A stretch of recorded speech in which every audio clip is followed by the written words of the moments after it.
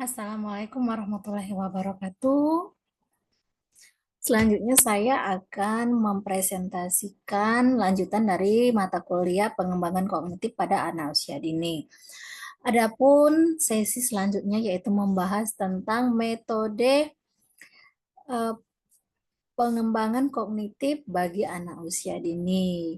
Dalam mengajarkan kognitif pada anak usia dini, maka seorang guru harus bisa memahami metode-metode pada anak usia dini. Adapun pengertian dari metode, metode yaitu cara cara yang digunakan untuk eh, mengimplementasikan rencana kegiatan yang akan diajarkan dengan uh, untuk mencapai tujuan agar tujuan pembelajaran itu dapat dilakukan secara optimal. Nah, makanya di sini perlu adanya suatu metode uh, dalam kegiatan pembelajaran. Metode ini yaitu untuk merealisasikan proses belajar mengajar yang telah ditetapkan. Dengan kata lain, metode pembelajaran adalah teknik penyajian yang dikuasai oleh seorang guru untuk menyajikan materi pelajaran kepada murid di dalam kelas, baik di luar kelas juga ya, secara individu maupun secara kelompok, agar materi pembelajaran itu dapat diserap dan dipahami serta bisa dimanfaatkan oleh murid dengan baik. Nah, makanya di sini dalam mengajar anak usia dini itu seorang guru itu harus bisa memahami, oh ternyata saya mau menggunakan metode apa ya dalam kegiatan pembelajaran. Next yaitu adapun pengertian tadi ya. Menurut Piasi mengemukakan bahwa kegiatan bermain. Nah, di sini merupakan kegiatan bermain latihan untuk mengkonsolidasikan berbagai pengetahuan dan keterampilan kognitif yang baru dikuasai sehingga dapat berfungsi secara efektif. Nah, metode bermain ini, nah di dalam mengajarkan kognitif, guru itu harus menggunakan suatu kegiatan yang menyenangkan ya, menggunakan kegiatan bermain yang menyenangkan, terus adanya bahan. Nah, kalau bermain kan kegiatannya itu sukarela dan tanpa paksaan. Ada bahan dan peralatan bermain. Nah, untuk mengembangkan kognitif pada anak usia dini. Sebagaimana uh, guru di dalam mengajar anak usia dini mendesainnya dalam permainan itu menggunakan media atau alat peraga. Bisa jadi menggunakan papan atau berbagai alat-alat permainan yang menyenangkan. Adapun jenis bermain dalam mengembangkan kognitif anak usia dini yaitu bermain konstruktif, bermain mengembangkan kemampuan matematika, sains, IPA, bermain untuk mengembangkan kemampuan bahasa, psikososial, untuk mengembangkan gerak, motorik, dan bermain formal ya. Nah, yaitu metode pertama untuk mengembangkan kognitif anak usia dini yaitu tadi menggunakan metode bermain. Nah, selanjutnya yaitu guru dalam mengembangkan kognitif anak usia dini itu bisa saja memilih metode bercerita. Nah, di sini pengertian dan tujuan metode bercerita yaitu salah satu pemberian pengalaman belajar dengan membacakan cerita ya kepada anak secara lisan. Atau nanti anak menceritakan kembali cerita yang sudah guru sampaikan. Tujuan dari metode bercerita yaitu mengembangkan kemampuan berbicara, kosakata, terus bercerita atau mendongeng, mengembangkan berbagai emosi, sedih, marah, senang, gembira, atau lucu. Selanjutnya memberikan efek menyenangkan, bahagia, menstimulasi imajinasi dan kreativitas, daya ingat, serta membuka cakrawala pemikiran anak menggunakan media buku cerita. dapat menumbuhkan empati dari diri anak. Melatih mengembangkan kecerdasan anak sebagai langkah awal untuk menumbuhkan minat baca anak. Merupakan cara paling baik untuk mendidik tanpa kekerasan, menanamkan nilai etika, moral, kebenaran, serta melatih kedisiplinan. Membangun hubungan personal dan mempercepat ikatan batin orang tua dengan anak. Makanya orang tua harus bisa bercerita juga ya kepada anak-anak selain guru di sekolah. Selanjutnya yaitu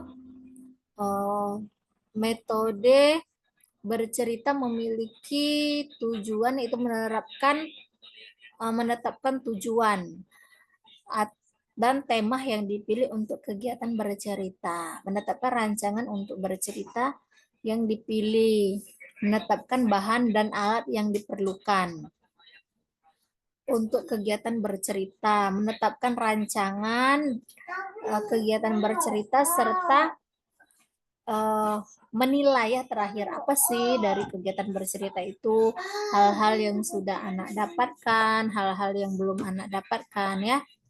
Oke. Selanjutnya yaitu rancangannya tadi ya, rancangan metode bercerita. Yang ketiga yaitu setelah metode bermain bercerita yaitu metode karya wisata. Di sini anak melakukan wisata, misal sesuai dengan temanya ya, misal tema tentang manusia, hewan, tumbuhan, atau tema-tema besar lainnya. Nah, anak-anak itu bisa melakukan kegiatan wisata untuk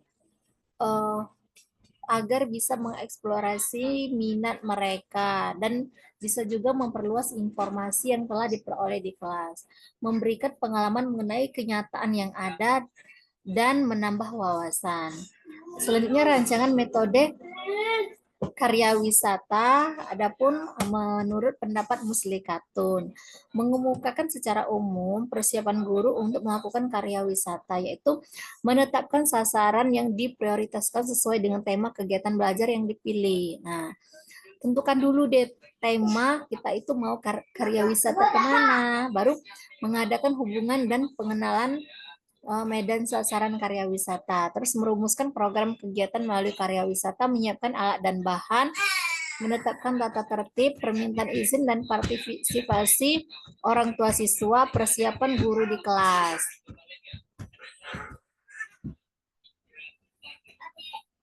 Sasaran kegiatan karya wisata yaitu bisa jadi dunia binatang, tanaman, dunia kerja, atau kehidupan manusia. Tadi sasarannya sesuai dengan tema ya. Terus rancangan karya wisata. Oh ini tadi ya anak-anak. Yang keempat yaitu metode eksperimen. Nah, eksperimen ini atau percobaan. Dalam mengajar anak usia dini bisa menggunakan satu kegiatan eksperimen. Nah, ini menurut Winata Putra, yaitu sebagai usaha perkenalan, terus eksperimen sebagai kejutan, terus memahami konsep sebagai model, sebagai usaha pengulangan ya. Terus yang kelima yaitu metode tanya jawab. Guru dalam mengajar boleh saja sih menggunakan metode tanya jawab sesuai dengan apa sih capaian indikator dari rencana pembelajaran yang akan diajarkan oleh guru. Metode tanya jawab menurut Mujiono dan Damyati yaitu yang pertama harus ada persiapan ya, tanya jawab, terus tuh pengembangan tanya jawab, yang terakhir ya tanya jawabnya. Terus metode pemberian tugas. Guru dalam mengajar boleh menggunakan metode pemberian tugas, yaitu memberikan kesempatan kepada anak untuk melaksanakan tugas berdasarkan petunjuk dari guru tentang apa yang akan dikerjakan sehingga anak dapat memahami tugasnya secara nyata agar dapat dilaksanakan secara tuntas. Adapun rancangan kegiatan pemberian tugas yaitu menetapkan tujuan dan tema yang dipilih, menetapkan rancangan bahan dan alat, terus menetapkan langkah-langkah dan rancangan penilaian.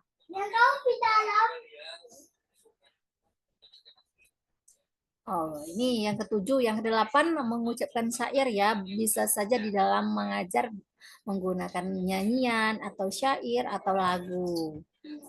Nah, untuk mengembangkan berbagai aspek perkembangan pada anak usia dini. Nah, selanjutnya yaitu metode sosiodrama atau kegiatan bermain peran. Kegiatan bermain peran ini untuk mengembangkan fenomena sosial atau menyangkut apa bagi anak usia dini itu untuk mengembangkan sosialisasi. Nah, adapun tujuan kegiatan sosiodrama yaitu melatih anak mendengarkan, menangkap cerita, memupuk, melatih keberanian, daya ingat dan melihat cerita. Terus belajar menghargai orang lain. Terus mendalami masalah sosial. Tahapan metode sosiodrama, menentukan situasi sosial, memilih pelaku, menetapkan pelaku, mempersiapkan anak, melaksanakan sosiodrama dan follow up. Nah, tadi yang sosiodrama tadi sama dengan bermain peran. Oke, anak-anak itulah ada 9 ya metode untuk mengajarkan perkembangan kognitif pada anak usia dini. Dimulai dari metode bermain, metode tanya jawab, bercerita, pemberian tugas, metode karya wisata, metode sosiodrama atau bermain peran. Nah, dapat disimpulkan yaitu metode oleh guru itu untuk merealisasikan proses belajar mengajar yang telah ditetapkan pada siswa di dalam ruangan ataupun di luar ya. Yang di luar tadi seperti karya wisata, baik secara individu maupun kelompok agar bisa mencapai tujuan dari kegiatan pembelajaran. Oh, oke, sekian penjelasan Ibu tentang materi metode-metode pembelajaran untuk mengembangkan kognitif pada anak.